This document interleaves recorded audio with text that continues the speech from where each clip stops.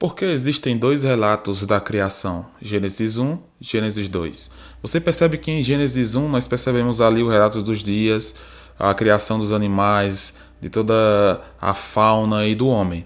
Em Gênesis 2 nós percebemos uma ênfase em alguns detalhes. Por que dois relatos?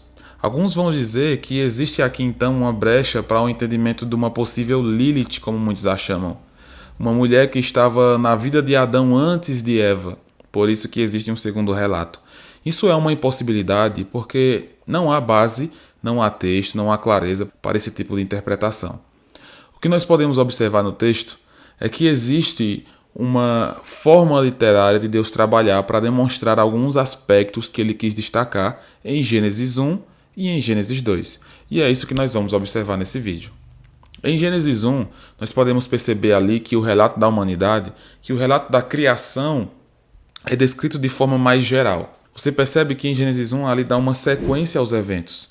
Em Gênesis 2 você percebe mais informações sobre aqueles eventos descritos em Gênesis 1. Da forma em que em Gênesis 1 existem ali relatos e sequenciais de forma sequencial, em Gênesis 2 há detalhes sobre isso. Então não há uma contradição ou não há uma possibilidade de uma nova criação ter sido feita ali. Também devemos compreender que o capítulo 2 não contradiz o capítulo 1, porque não afirma exatamente quando Deus criou o ser humano. Criou os animais. Simplesmente vai dizer que ele trouxe os animais que anteriormente tinha criado para que Adão desse o nome a eles. Então muitas pessoas veem essa contradição aqui, como se Adão tivesse sido criado primeiro, já que Deus trouxe os animais para que ele pudesse dar o nome. E o que não faz sentido, porque não há esse espaço tão grande para esse relato ou para essa teoria se encaixar. Já que Gênesis 1 traz o relato dos animais e Gênesis 2 quer enfatizar o aspecto da criação do homem, do ser humano. Você percebe claramente que há detalhes ali que em Gênesis 1 não tem. Esses detalhes é o que compõe a cena. Muitas vezes os problemas que nós temos, as polêmicas que nós criamos acerca da palavra de Deus é porque nós não estamos entendendo qual é o centro, qual é o X da questão que Deus quis destacar naquele texto. Então em Gênesis 2 você percebe ali detalhes sobre a composição, a formação do homem.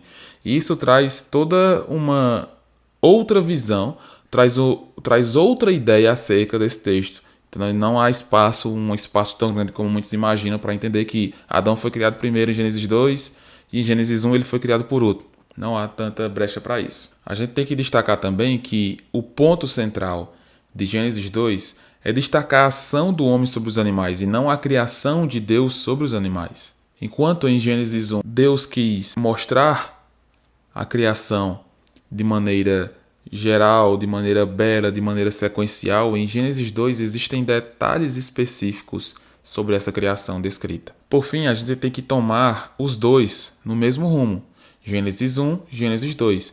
Nós não podemos ficar só com Gênesis 1 e esquecer Gênesis 2 ou vice-versa. Nós temos os dois revelados por Deus para que nós possamos então compreender um quadro maior que Deus quis deixar para nós podermos entender Gênesis, para que nós possamos entender a criação e a criação do homem. Então não há espaço aqui para nós aceitarmos um ou outro. Nós devemos aceitar os dois, porque os dois são inspirados por Deus. E a gente vai perceber como esse quadro é harmonioso. Por exemplo, em Gênesis 1 nós percebemos uma ordem cronológica. Em Gênesis 2 nós percebemos a criação dos animais. Em Gênesis 1 nós percebemos uma visão mais geral. Em Gênesis 2 nós percebemos mais detalhes sobre isso. Em Gênesis 1 nós percebemos a ordem de tópicos de maneira sequencial.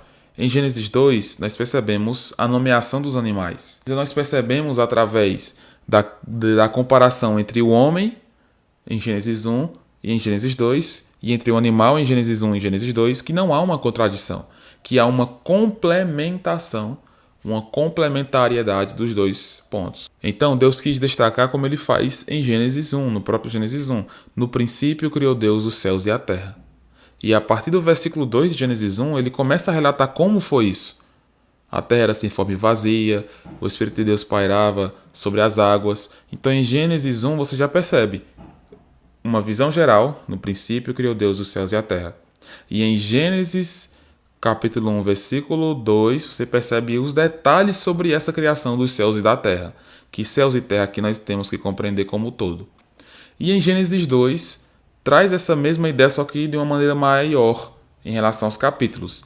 Em Gênesis 1, de maneira mais geral, em relação aos animais, ao homem, apesar de ter alguns detalhes ali. Em Gênesis 2, de maneira mais detalhada.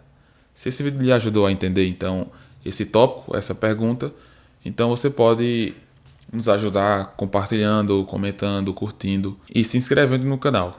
Que Deus possa abençoar a sua vida e se você gosta desse tipo de conteúdo, você pode clicar no vídeo a seguir.